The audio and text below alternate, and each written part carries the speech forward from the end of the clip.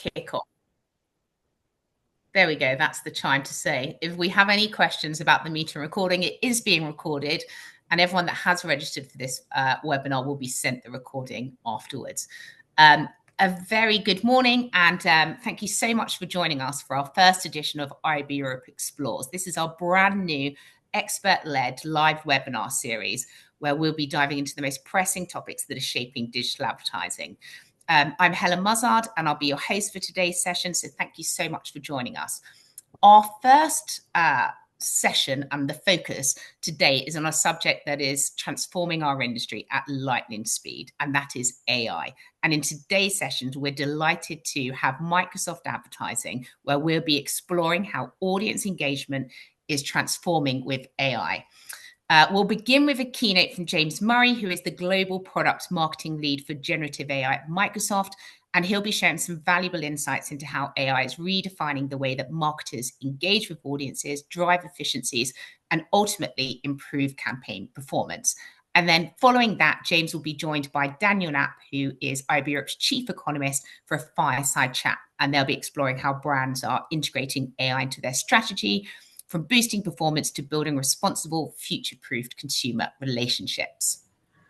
We're also going to be looking at some of the latest trends in AI investment, since we have Daniel today, and what they signal for the future of digital advertising. So as this is a live session, we absolutely encourage you to get involved. You'll see that there's a Q&A box at the bottom of the screen, so please place any questions into there, and we can ask those to James and Daniel at the end of the session. So without that, let's get started. And James, I'm going to hand over to you. Lovely. Thank you so much. Hello, everybody. Such a pleasure to be talking to you this morning.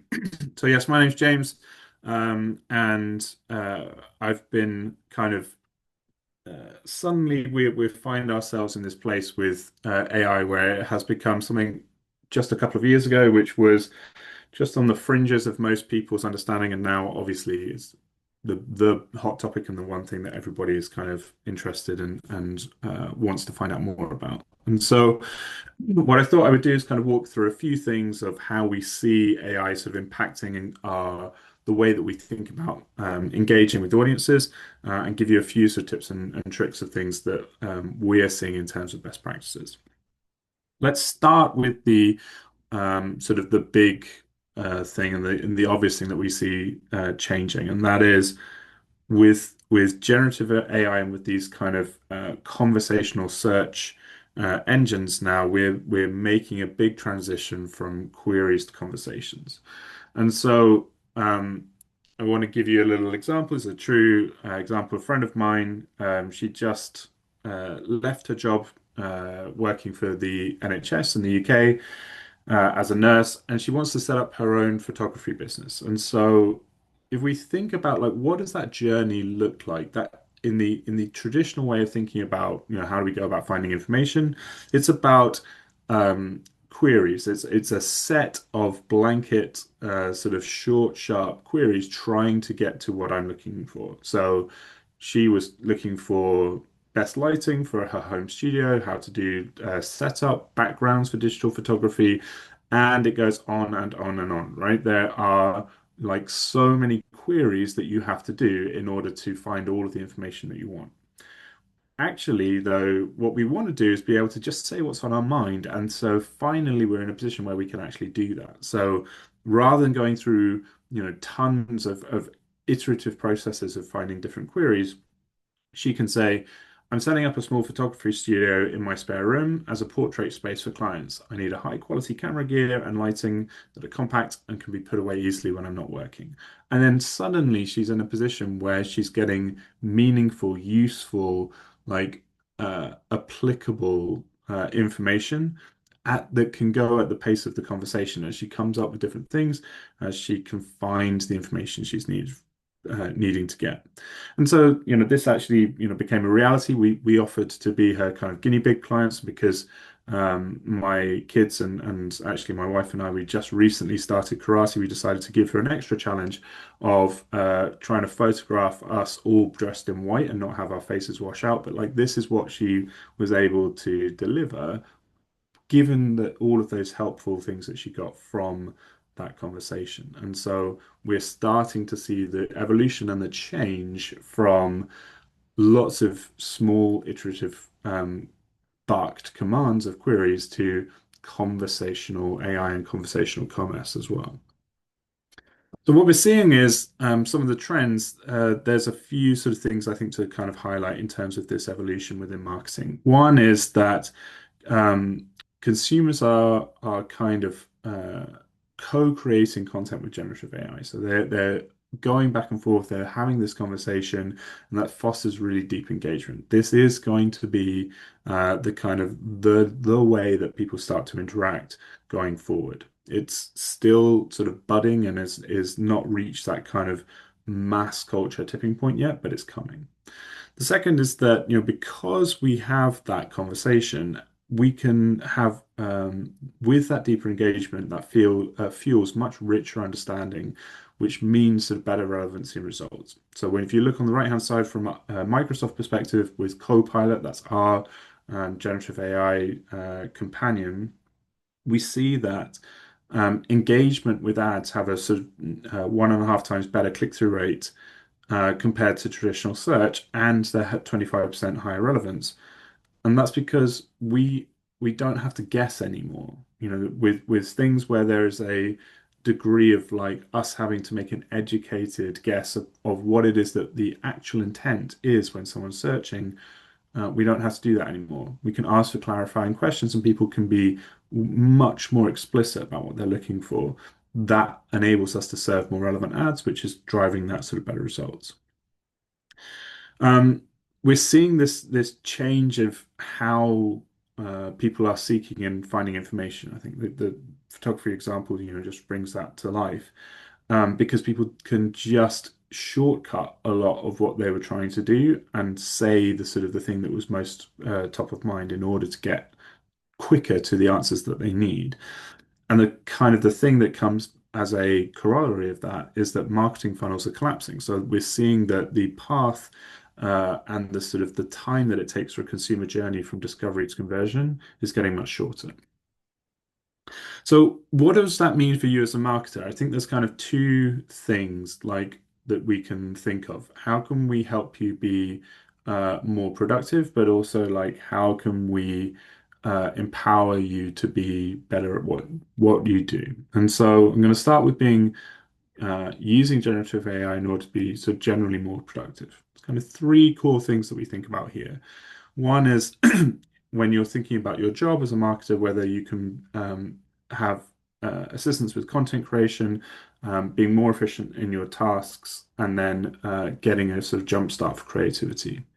And so we start with content creation. We know from the data that about 85% of marketers are using generative AI, and they report sort of increased productivity when it comes to content creation and writing. And so that's not too surprising when you think about all of these tools and things that we're giving you as marketers in order to simplify and take some of the sort of the heavy lifting away. So whether that is something like copywriting for doing headlines and descriptions for your ads, you can get Copilot to help you do this, and it will come up with suggestions that fit a particular tone or give you sort of alternative suggestions that are going to be very useful when you're doing these things at scale. Um, Imagery we know is massively impactful, so giving you recommendations of images that will fit what you're trying to put together, but also in the world where we can generate new images of anything to fit any context, that is becoming increasingly important. And then also, we're now starting to move into a world where we can start to assemble sort of video content, banners, and new pieces within ad formats. That's starting to really open up the possibilities of what you can do with these tools. So just as an example of some of that, so imagine that we are now in a cupcake business, like being able to very quickly change the background of a generic image to have different seasonal variants here, whether it's for Christmas or Halloween or Easter or spring. These are quick and easy things that you can do without having to go and sort of set up another photography session. You can do this very quickly on the fly. And like I said, we're starting to move now into a case where you can, from a simple prompt, you're able to actually start to generate video content as well. So let's think about efficiency gains. So 70% of people say that they're able to complete tasks nearly 30% faster when they start using some of these AI tools. For us, we're talking about Copilot for Microsoft 365. And so, for some of your marketing sort of daily routine tasks, if we go back to my friend who's thinking about photography, if she started to run a campaign where she wanted to be able to, attract new users, rather than her having to spend time sort of deep diving into reporting and analysis of campaigns, she can ask for help doing that. So if she says, why are there no impressions in my family photography campaign, just run a diagnostics report, the Copilot can now go and do that and bring it back on her behalf. Similarly, providing a detailed report on my Performance Max campaign over the last 6 months. This is something that takes people, often an hour or maybe more, depending on how complex the campaign is. But actually, Copilot can go and do all of that for you, pull it into reports, and then just give you the insights that you need. And so finally, we think about creative ideation. So 68% of people said that Copilot helped them jumpstart the creative process. And look, we all have blocks where we, suddenly have a mental block and we need a little bit of help. And so using AI as a way to kind of help you do that with some simple prompts. So let's say we're setting up a new idea. So help me create 3 different ad copy ideas about getting professional photographs done that will resonate with multinational corporations. Also explain why these will resonate. And so I can learn about corporate photography industry and build on your suggested ideas. So you're having this conversation and it's giving you ideas. Maybe one of the ideas is like, well, how do we want to think about the setting? So again, that sort of that ability to create a video from nothing and say, okay, now we want to make sure that the ad has like corporate visual imagery. That's a very quick and easy way to kind of start getting your creative juices flowing. So if the first thing is about helping you become more productive, I think the other way is thinking about how do you engage with potential customers and how do you sort of make the most of AI to do that. We mentioned that the decision journey is changing, and particularly that means like how you engage with your consumers, how you engage with prospects is changing also. And there's kind of 3 things here again. One is around deep research. So expecting that customers are going to do more research and be much better informed. The second is that, we talked about that kind of collapsing funnel as we get to faster decision journeys. And the third is to realize and understand that AI is becoming this kind of full funnel capability that can also kind of link and transcend traditional channels and silos. So we have to think about end-to-end consumer approach rather than this is just how we get them at the end if we're finally going for performance marketing as an example.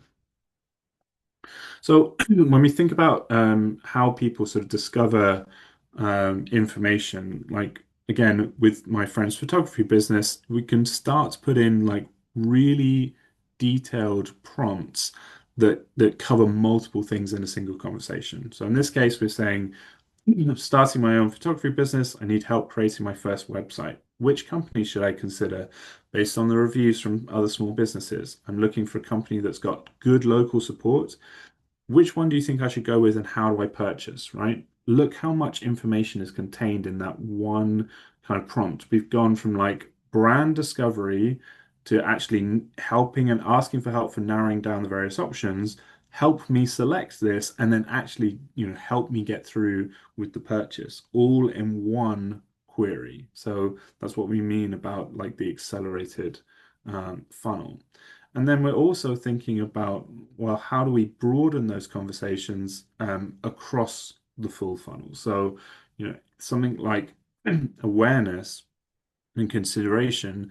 This is now, people potentially thinking around, what are some of the top fashion trends that celebrities are endorsing that I could create in my own photography I'm interested in celebrities who have social causes, and we want to make sort of think about what trends should I be considering. These is again sort of top of the funnel, much more so than coming down to once we have that conversation is like, okay, now I'm choosing between, say, Taylor Swift and Billie Eilish's styles.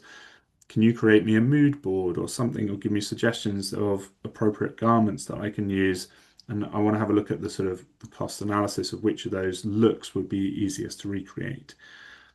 We can see very quickly now that this is not just we can just bucket this as, oh, this is an awareness tool. This is for, we should be thinking about putting the budget here with brand marketing, or this is a performance tool. This spans the entire concept end to end. And so we need to start thinking in those terms as well for how you go about engaging customers. So look, that's a whistle-stop tour through some of the things that we are seeing and a few of the trends.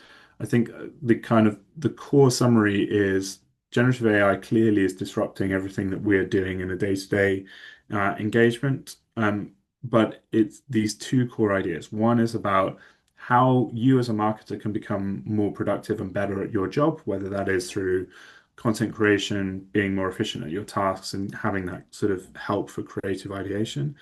And then also about how you go about actually engaging customers, whether that's with deep research, understanding the accelerated nature of the funnel, that people are reaching decisions much quicker, and that we can't just treat it as an isolated silo, or that we should bucket it as one person's like responsibility. This is now a full funnel, overarching channel that kind of can bring together the best of everything from across your various channels and strategies. All right, let me stop there and hand it back to you, Helen. Thank you so much, James. I can see Daniel's coming up already. So let's continue this conversation. Delighted to introduce Daniel Knapp. Daniel, we've had a lot of interesting information there from James. I know myself and the team have been sat in the background kind of taking notes on all of this. So I'm going to let you two continue this chat. Well, thanks, James. And I'm just coming actually fresh off a presentation on AI trends in Warsaw at the large IAB Poland event yesterday, where we had over 1,000 people discussing the future of digital advertising, and AI was, of course, front and center. What I loved about your presentation is that you put the user and the consumer first. In a lot of the kind of elaborations on AI and how it's shaping the industry in the future, we see it's done from a prism of how massively large, how complex, how expensive models have become. It's often a theoretical exercise, and it lacks being extremely tangible. And I think that that's what we had when, let's say, the first Gen AI bots came out. They were fascinating demos, and people dabbled with them and found them an incredible novelty, but it wasn't really clear what's the product, what's the systematic use case behind it? How do I embed that as a consumer or as a professional in my daily practices? And I think what you showed is, a structured way forward on how this now looks like. And I think it's really echoes what many marketers are already doing today.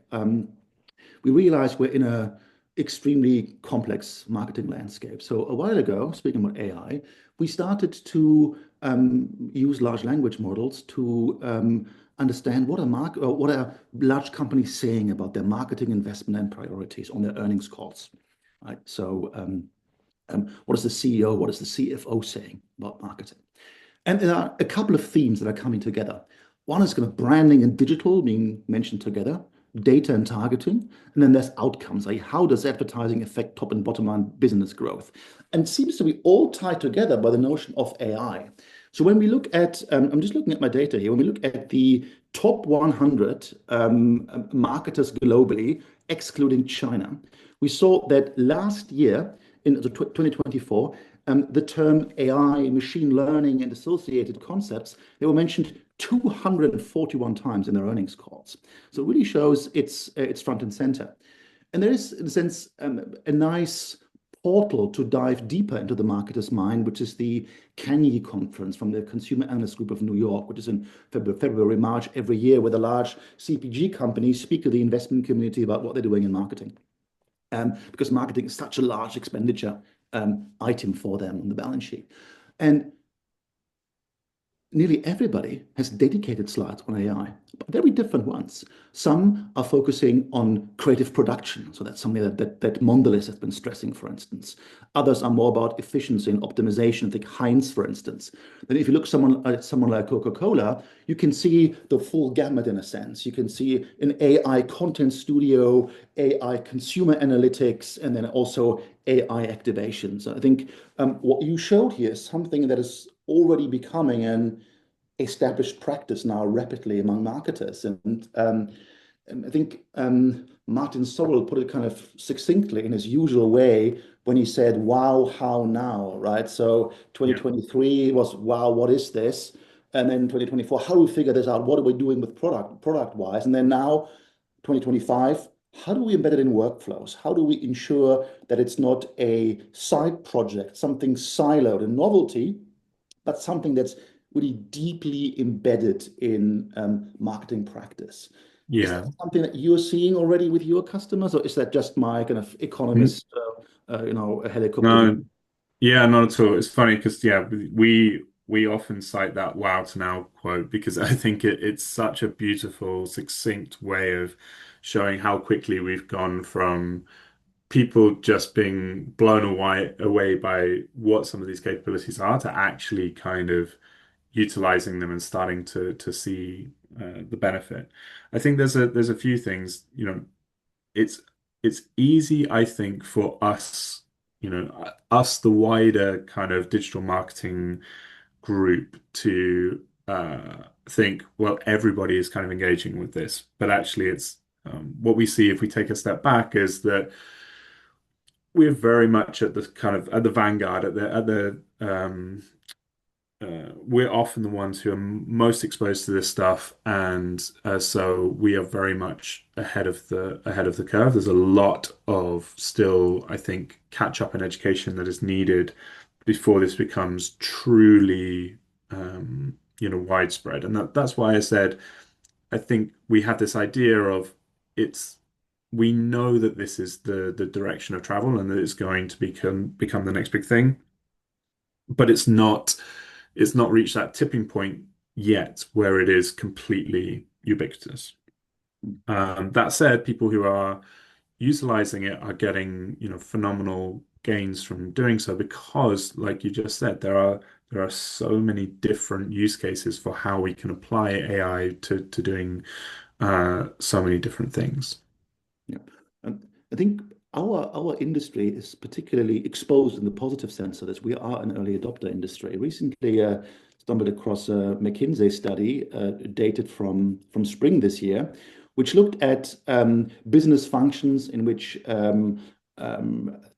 people are already regularly using Gen AI kind of by industry. They have marketing and sales, IT, kind of service operations, and then you go down to kind of supply chain management, manufacturing, etc. Right?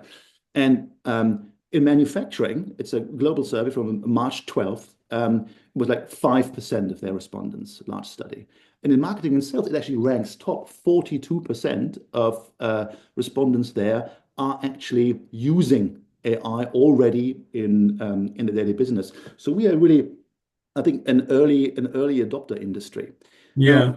And that tracks with what we're seeing as well. Like I think a lot of it's depending of whether you see it as a blessing or a curse. Like some people might say it's the kind of the burden of marketing to kind of shoulder the responsibility to go out there to like be the early adopters, to make the mistakes and have to do the difficult learnings, and then everybody else can just benefit from that when it becomes a little bit more mainstream. But at the same time, I think it's this is such an exciting moment. We genuinely believe that sort of AI is going to be the transformational like technology of our time, more so than the internet, or if we go back further, like if you think of the transformational impact of something like moving from steam to electricity.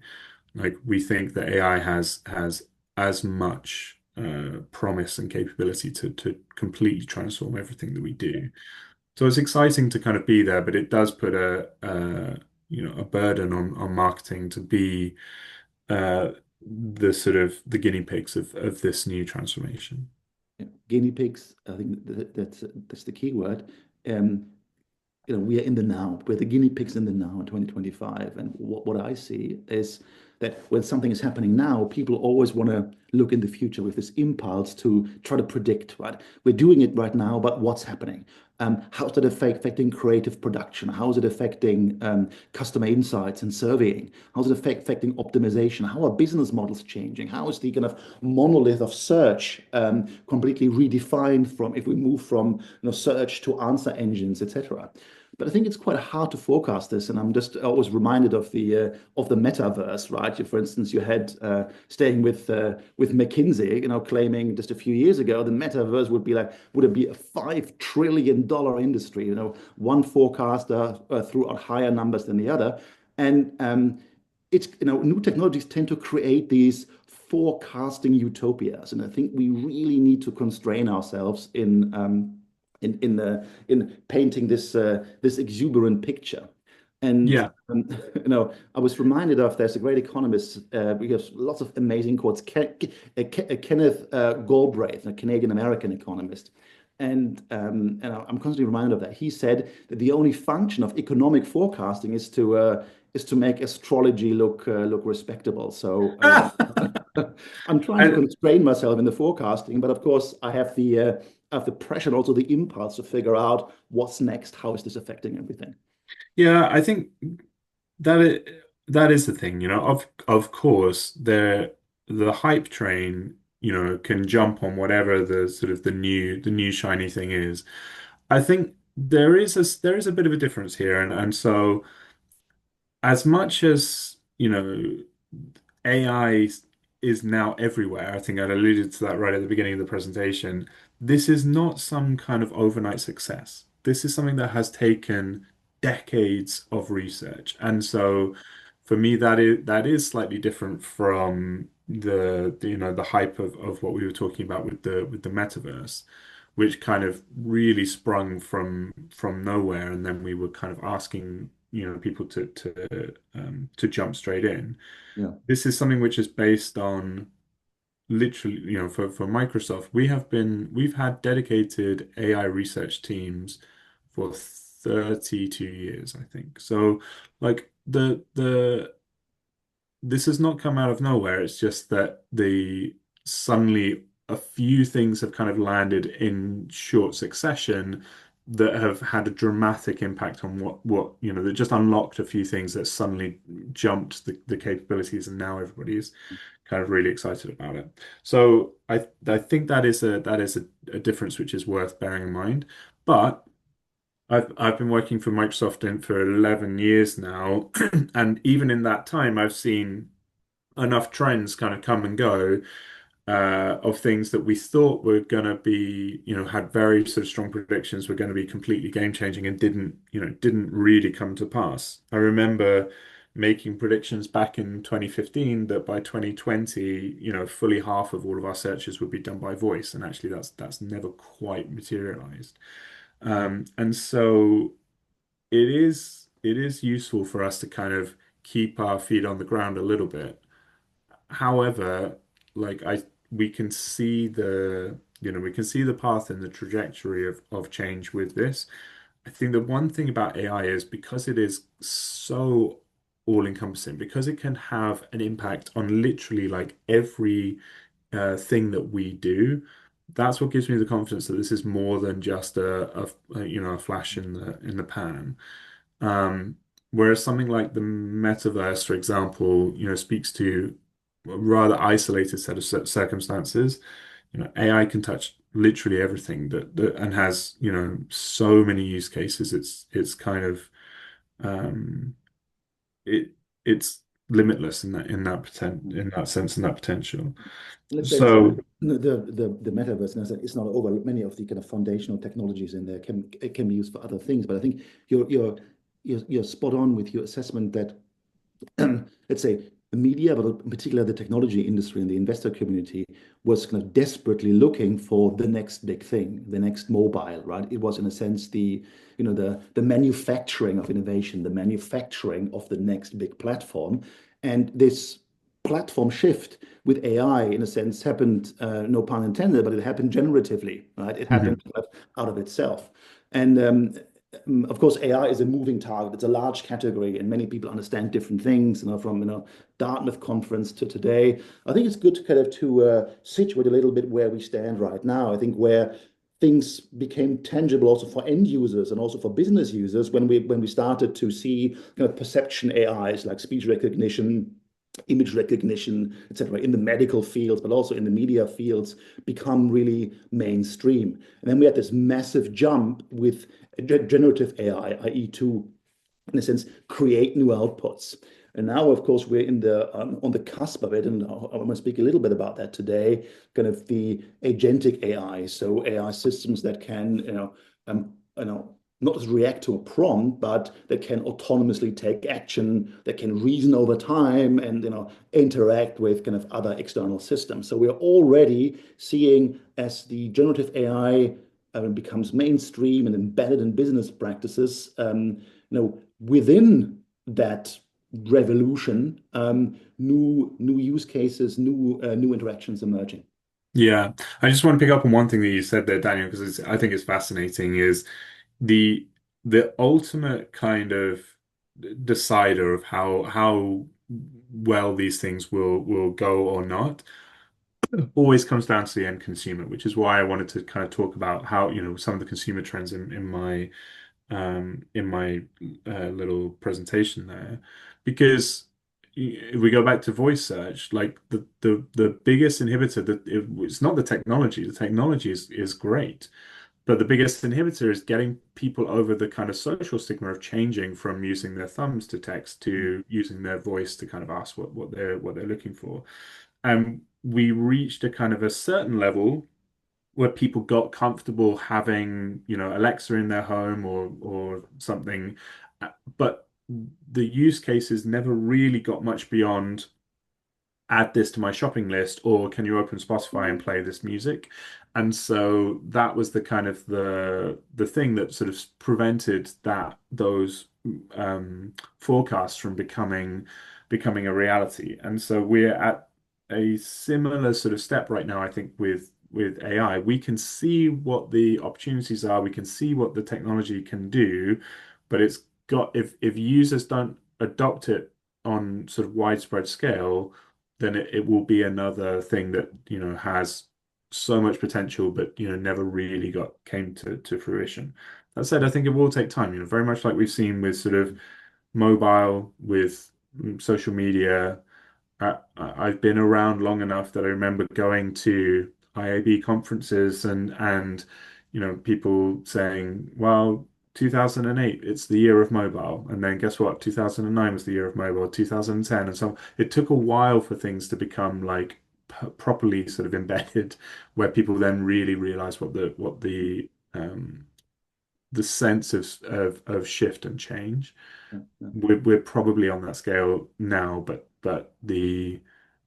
we've got to bring users along with us. That's the key. And let me pick up on the term embedded, I think, which is a crucial term. When you are saying, okay, is it a platform shift in the sense that suddenly new consumer front ends are being used to do that? And I think that's going to be critical in adoption. I mean, we see some kind of standalone chatbot generative engines from all kinds of companies,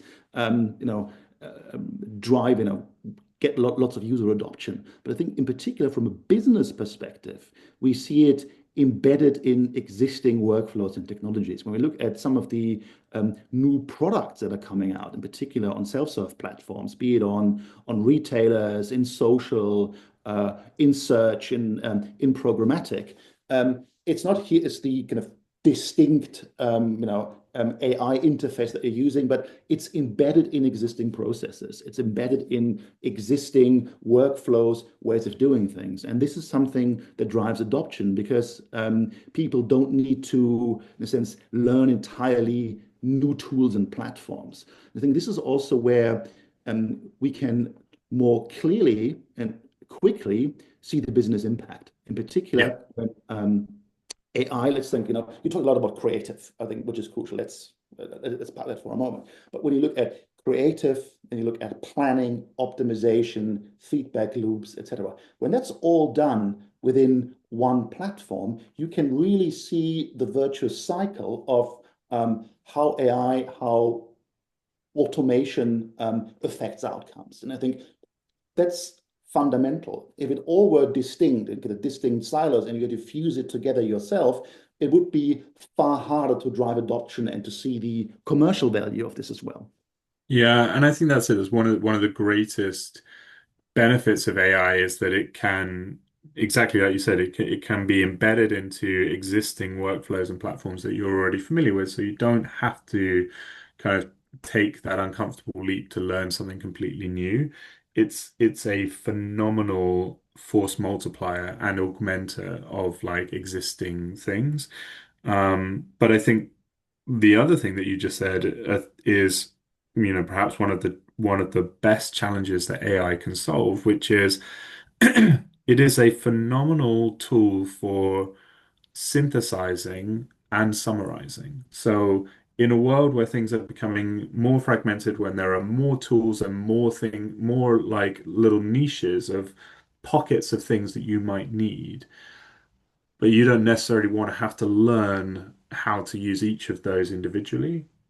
That's, I think, the goal, the where AI, not right now, but pretty soon, is going to be able to really come to the fore, because it will be able to draw down all of the bits that you need from all of those different nuanced pockets, synthesize it together, summarize it into something that you find, easy to digest, and in a manner and in a platform that you can do. And I think the biggest kind of reduction, or sort of the dropping of that barrier to entry that's coming, is not having to learn a system anymore, but simply just being able to say, in your own voice, in your own way, here's the outcome that I'm looking for. Please go and make that happen. And so that sounds, I think, for a lot of people, like science fiction, but actually that is definitely kind of becoming a science reality. That's a big shift. There was a time just a few years ago when it was like everybody has to code, right? All the kind of art history majors needed to code suddenly, and that's not required anymore. It's a completely different way of interacting with technology, and I think we saw that in the images that you showed about the cupcakes, how quick and how easy it is to change background, lighting, etc. And of course, we as an industry, as a data-driven industry, have always been obsessed with targeting and addressability, but have probably left one of the greatest success levers, well, not unconsidered, but haven't treated it with the same weight and urgency, and that is creative. Now, with the ability to test creatives, to put dynamic creative optimization on an entirely different level, that's of course a game changer. And it doesn't, it starts with cupcakes, but I think it doesn't stop with cupcakes. There are, of course, some cultural critics out there. Look at Cory Doctorow, whom I love reading, who says, "Oh, AI is going to be, in a sense, the enshittification," he calls it, of the internet. There's going to be this slob of sameness. And indeed, I think there are going to be many, if we look at it, good enough marketers, in a sense, who don't need to win a Cannes Lion, and small and medium-sized businesses who don't need award-winning creative, for whom such things are fantastic. Also think of retailers, for instance, looking at how do I position a shampoo bottle in the right way to maximize click-through rates, etc. But I think we taking those concerns seriously, we shouldn't limit AI to something like this. What I get reminded of, in a sense, is the early Godzilla movies. I think the first Godzilla movie came out in the 1950s, 1954. And they needed to make this monster somehow tangible. So they actually took this massive 100 kilogram costume with bamboo sticks and kind of melted rubber to simulate the to simulate the monster in a sense. Now, of course, with AI and creative production, this can be done in an entirely different way. And was the Godzilla movie, the initial one, uncreative? No, I think it's just giving AI is giving a different kind of exoskeleton, a mental exoskeleton, if you will, to people, to creators, to do things differently. It's a tool, and it's not something that is canceling out creativity. Yeah, I could not agree more. It's one of the questions that we get a lot, which is, I think there certainly was an initial wave of panic of, okay, well, if AI is so good and it can do everything, then what does that mean for my job? And what does it mean for the future of, creativity? Are we still going to have creative ideas? I I'm a massive proponent and believer that this is only going to enhance our creativity, not kill it. And there's a number of reasons for that. For a start, the what you're doing with these tools is uh, leveling the playing field for a lot of people who previously just didn't have access, right? One of my sort of colleagues talked about how they're dyslexic and they've never been able to write long form articles. Everything they do is basically bullet point form, and then but trying to kind of expand what they want to say is incredibly difficult. With these tools, all of a sudden, my colleague is able to put his ideas uh, into the large language model and get something back from which he can edit. And so for the first time, he was able to write a 5,000 word white paper, which previously was just not possible. So all of a sudden, we've unleashed that individual's creativity where previously there was a blocker that they couldn't do that. So what I think will happen is we'll have just like a massive influx of people's creativity coming into the market where previously they weren't able to because they're being kind of helped along with these tools to kind of plug some of the gaps. Now, that then the immediate thing that people say is, well, okay, that's all very well, but if you're basically kind of lowering the barrier to entry, that means that if I'm an expert in something, that makes me less special. But I think here too, like it's not like AI doesn't help those people as well. So every time that we see that we give people a new tool, they embrace that and then bring it into their craft. And what happens is the overall standard of craft goes up, right? And so for me, the best example that I can think of in recent history with that is Photoshop. When Photoshop came along, there was similar sort of outcries from the creative and design industry where everybody was going, my God, nobody will want to, do any design work anymore because Photoshop will be able to do everything for us. And actually, the reality is that yes, Photoshop gave people with no design ability some capabilities and skills to be able to make their photos a bit better. But actually, what happened is designers embraced it as a tool, made it part of their sort of skill set, and then they elevated their work, like you just said with the Godzilla movies. The overall output got much better because they were utilizing these tools to their maximum effect. And so my view is like AI is going to be the same. It's going to help an awful lot of people who couldn't use these skills, whether it is writing a white paper, coding for the first time, manifesting an idea and putting it into a visual that they couldn't do that before. But it's also going to enhance people's ability if they're the experts in those particular skills.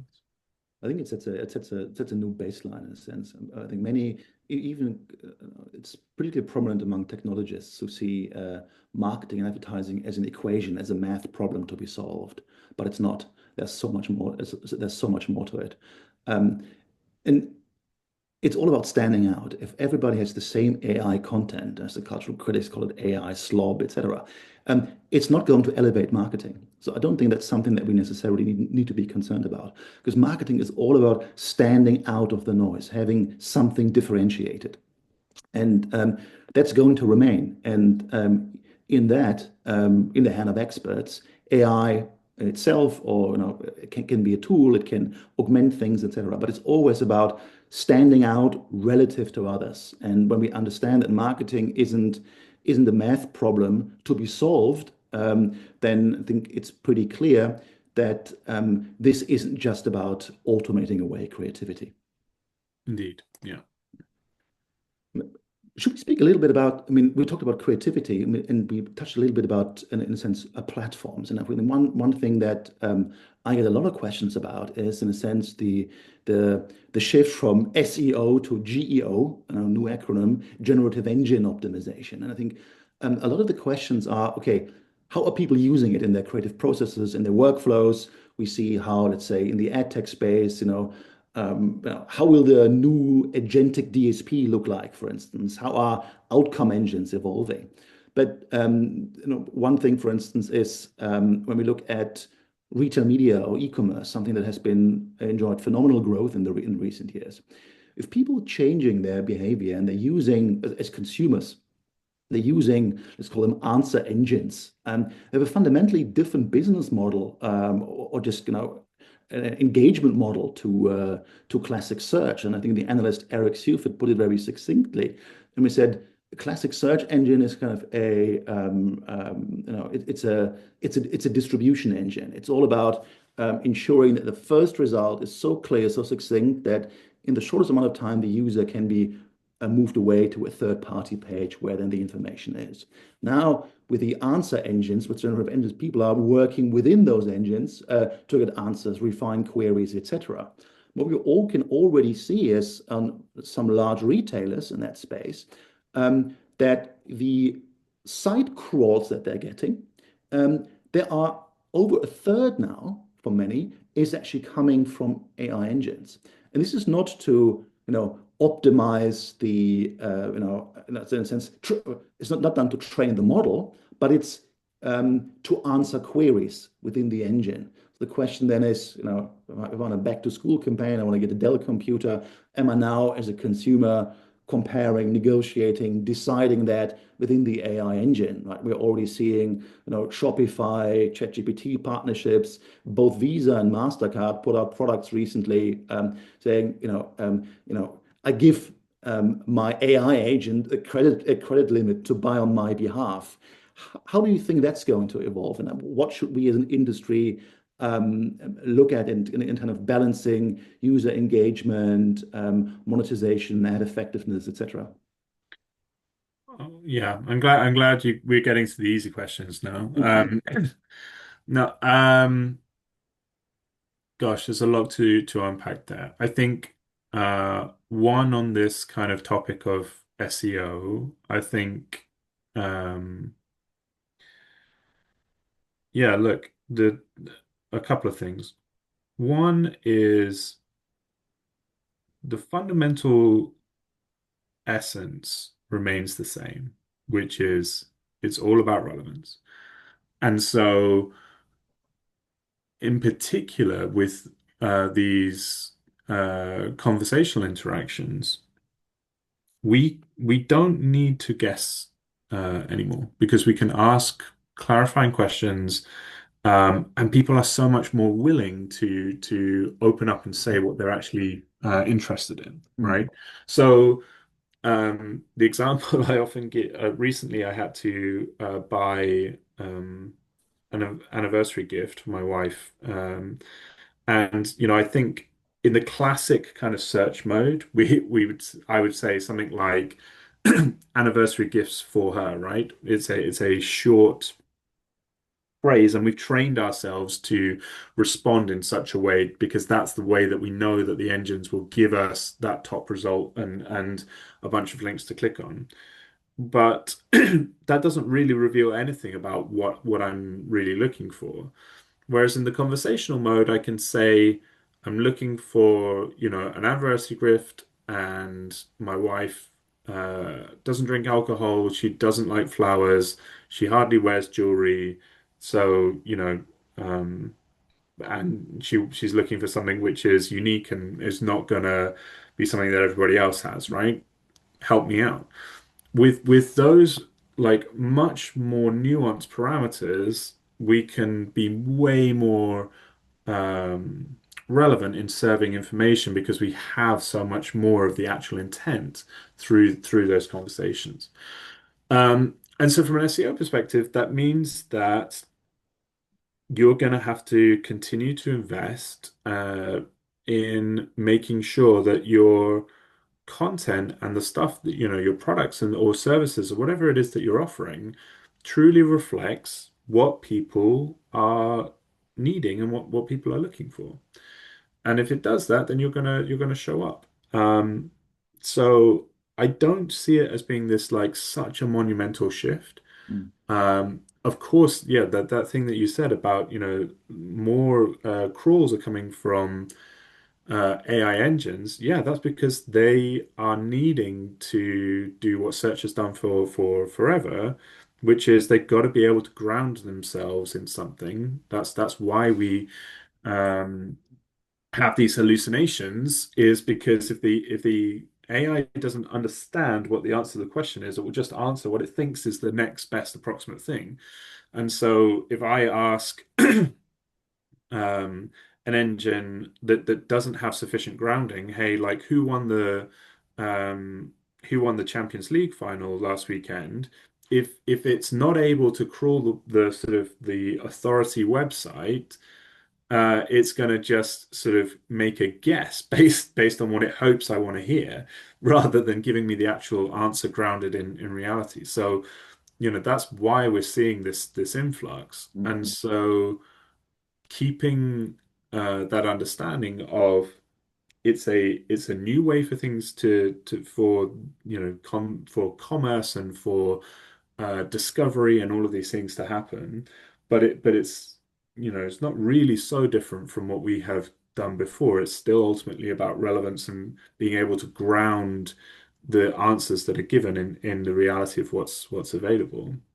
Yeah, yeah. What we do see is the kind of the trajectory of where this is going is this the agentic future, right? And so what we mean by that is in a world where AI sort of companions become completely ubiquitous, every individual will be able to have a companion which looks after them, which knows them intimately, and will be able to do so, provided that they give it the permission, will be able to do things on their behalf, within a sort of set sort of level of parameters. But also, we imagine every brand or every sort of company having one or multiple agents that are also experts in their Mm. products, inventory, business, service, whatever it is. And so, in that world, uh, I can either prompt my personal agent, let's say say it's Copilot, I'm looking for this anniversary gift. Go and find me a bunch of recommendations. You know what broadly what I like and what I'm looking for. Go and give me some recommendations, and it will be able to negotiate with all of these different agents across the web, and again summarize and synthesize, and then give me a list of options and saying, look, here's the things which I recommend. Which of these do you want to explore more? Yeah, yeah. That is that is not too far away from becoming a reality. And so that's something which we are excited to kind of see, but there are quite a few sort of stepping stones to kind of before we get there. Yeah. I mean, for me as an advertising analyst, I'm excited by so many things here. Like on the kind of sales side, ad monetization side, it is, hey, within the answer engines, right? Is it really the new search also from an ad business perspective, right? Can you just inject sponsored links into an answer, or would it undermine an answer's credibility? It's very different high intent search versus this exploratory search. Are there going to be different ad formats, right? How do you balance ad formats, independence, objectivity, neutrality? I think there's some fascinating things there. And then also when we look, for instance, at the agency business, right? Mentioned earnings call, mentioned at the beginning of this of our conversation here. Agencies in the earnings call speak about AI a lot, and we had an industry for a long time, in a sense, thriving on managing complexity. That was in the foreground. Everybody spoke about fragmentation and complexity. That conversation has changed entirely. I mean, I'm not sure whether it's caused by AI, but it's certainly correlated time-wise, because now everyone speaks about simplification.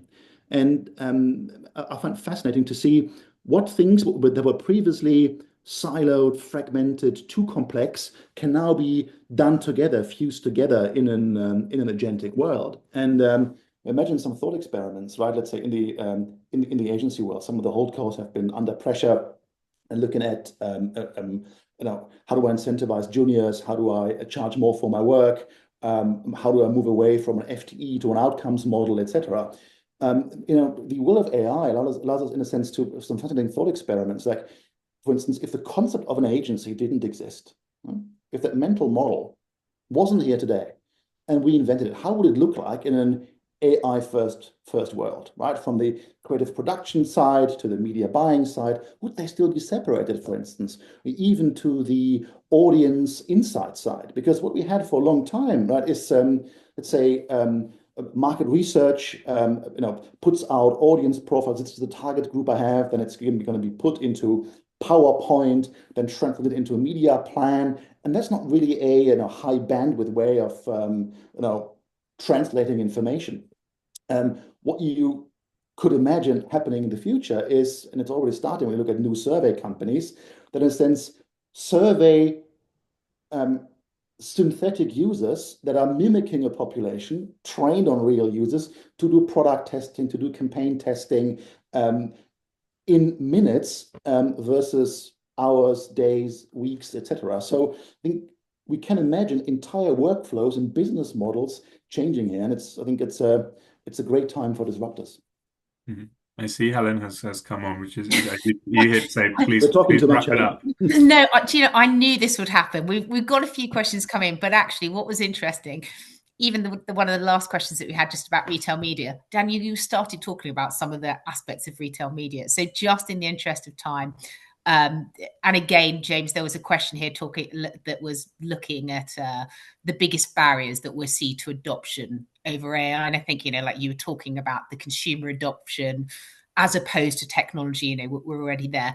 But in the interest of time, we will be using AI to do a summary of this, taking out some of the highlights and some of the learnings. We'll pull that together and we will share it with everyone afterwards. And I think we're definitely going to have to come back for part 2 of this, because we probably could have kept this conversation going for another hour. And I know that you can see how many people have stayed on actively listening. Absolutely fascinating. So yeah, a big thank you, James and Daniel. This is why we love not really having prep calls for these kind of fireside chats with no structure, because we knew that the conversation was going to flow. Absolutely perfect. But yes, a big thank you. It's a fantastic way to kick off this new AI IAB Europe Explores series, and it was great to have you both. And a big thank you to everyone that has joined us for today's session. As promised, we will be doing a wrap up of this, and we'll be sharing the recording and some of just those key learnings. I think we covered so much today. So thank you, everyone, and enjoy your day. Thank you, everyone. It's been a pleasure. Bye-bye. Thanks.